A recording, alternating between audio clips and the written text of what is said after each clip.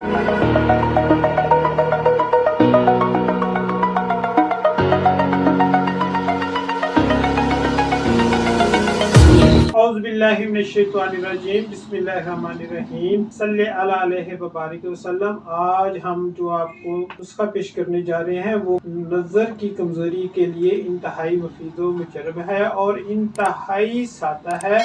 एक पाव सौंफ को हल्का फुल्का भून लें और अच्छी तरह मल कर छिलका उतार लें। इसको पीस लें। इसके हम वजन ग्लूकोज या मिश्री मिलाकर सफूफ को हल कर लें। 2 चमची रात को नीम गर्म दूध के साथ हमरा 1 रत्ती मरजान मरकब तो सोते वक्त सोने पे सुहागे का काम करेगा। मिजाज में तरगर्म है, नींद की कमी, नजर की कमजोरी, यादाश्त की कमी, नसियां यानी कि भूल जाना, खुश्की की हर अलामत पर ये आप दे सकते हैं। इंतहाई मुफीद व मुजर्रब है। दुआओं में याद रखें। हमारे दवाखाने का एड्रेस है खालिद दवाखाना, चौक हारनिया वाला, गल्ला गोदाम, उकाड़ा।